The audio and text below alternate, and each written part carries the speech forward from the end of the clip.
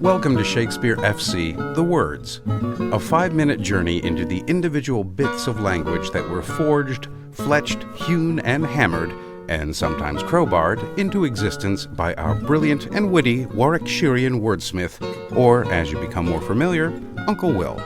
I'm your host, Kari Marshall. Today we delve into the charmingly defective, the elegantly botched, the gloriously suboptimal, and the perfectly imperfect.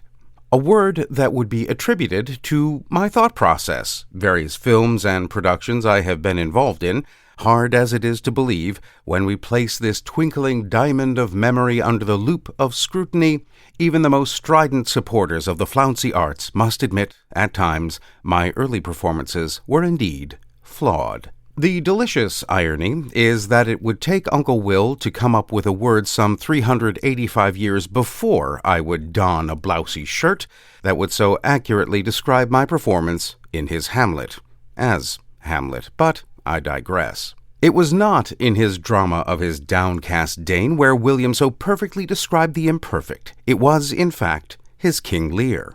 A cheery little romp about filial betrayal, rampant madness, ocular mutilation, and the thrilling sport of intergenerational emotional devastation. In Act 5, Scene 3, Edgar, who has spent most of the play disguised as a mud-caked lunatic, finally doffs the disguise and offers a bit of retrospective storytelling to his dying brother, Edmund, the very architect of his misery.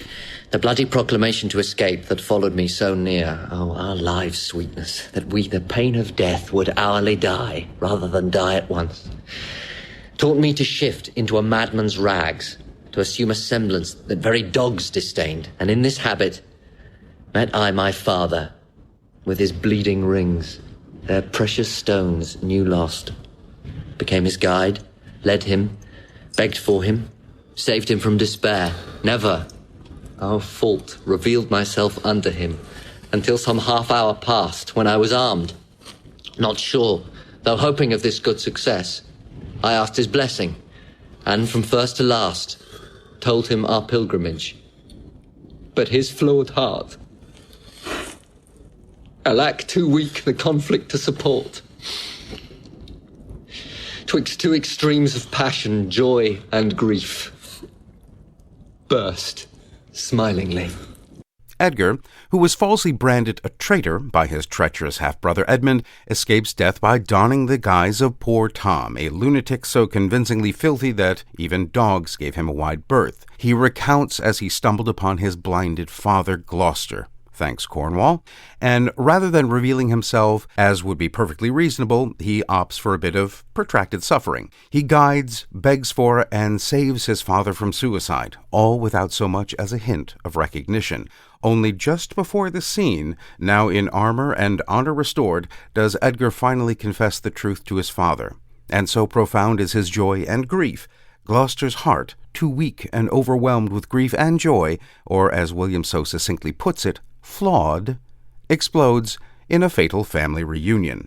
The etymology of flawed is derived from the noun flaw, rather obviously, but flaw seems to be derived from the Old Norse flaga, meaning stone or slab, and would later be used to describe a splinter or flake. And this makes perfect sense when we think of flint knapping, finding the flaw within the stone to strike it into flakes or splinters. So with this chipped fragment, hopefully we have thrown a spark into your tinder bundle of a brain and blew to life a warm fire of understanding. Or is my reasoning flawed? Well, alas and alack, my friends, that is all we have time for. Join us again next time for another hopefully informative journey into the mind of Uncle William. I'm Kari Marshall. Farewell until next time.